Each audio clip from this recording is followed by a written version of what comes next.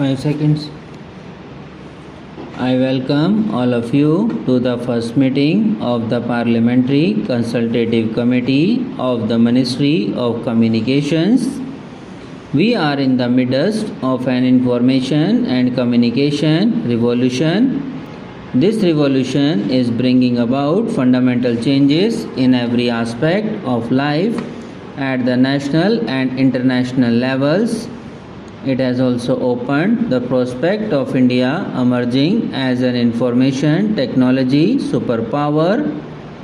This prospect will become a reality only if we create a modern nationwide telecommunications infrastructure at the earliest. Telecommunications is also by itself an accelerator of economic growth. The telephone is no longer a luxury but an indispensable tool in every conceivable economic activity.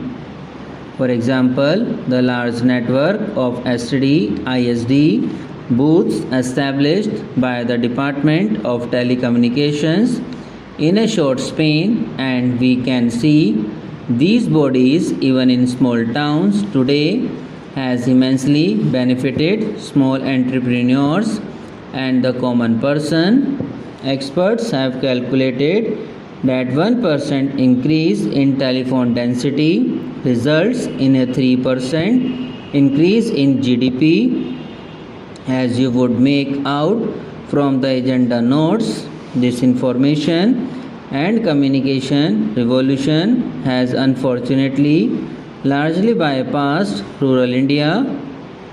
The National Telecom Policy of 1994 had envisaged universal access and availability of basic telecom services on demand. We are way behind achievement of this objective. The failure is most glaring in meeting the target of at least one village public telephone for each of the 6 lakh villages in the country. More than half of these 6 lakhs villages still do not have even a single telephone, in not to mention other sophisticated forms of telecommunications. Moreover, the telephone density in such of the villages which do have a connection is very low. This should be matter of concern for all of us. My government will not allow the rural-urban divide to get further widened because of failures in policy and implementation to meet our goal in rural telephony. My vision is to see every Indian village connected with the global village that is being created by the information and communication revolution. The failure in the area of rural telephony cannot be seen in isolation from the flaws in the National Telecom Policy of 1994 and its implementation. Today, everybody recognizes that the reforms in the telecom sector, particularly relating to investment in basic and cellular services by private operators, have failed. The country cannot, therefore, afford any further delay in resolving the many problems in the telecom sector which my government has inherited from the past. As I have stated on several occasions, we have both the political will and the competence to unravel these notes in the most transparent manner. In doing so, we will be guided solely by national interest to which all other sectoral interests must become subordinate. As a first step, we have created a high-powered group on telecommunications under the chairmanship of Shri Jaswant Singh. It has been mandated to recommend to the government on the following: 1. Create a strong, independent and credible regulatory framework by strengthening the Telecom Regulatory Authority of India.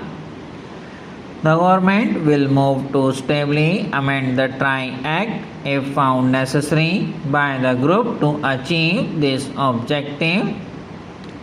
2. To resolve all use issues in the telecom sector, including the license fee structure for basic and cellular operators, to ensure fastest proliferation of telecom services in India, including in rural areas. As I have stated before, the government will take suitable action in this matter before the end of the year.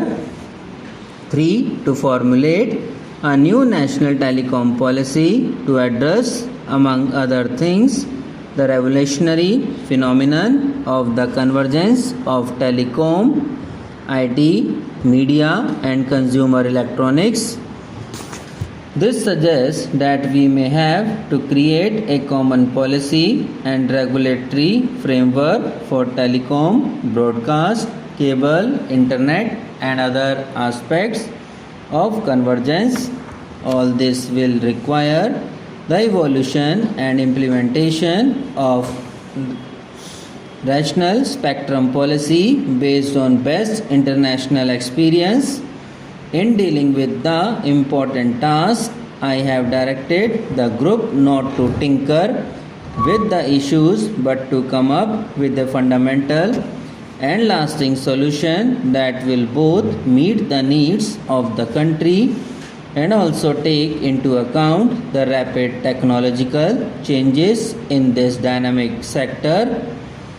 Otherwise, rapid within a few years, India might once again face problems similar to the ones we are dealing with today.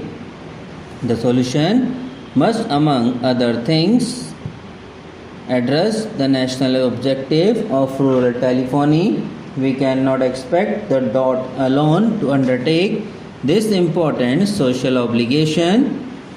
Private operators will have to share this responsibility and meet their targets speedily.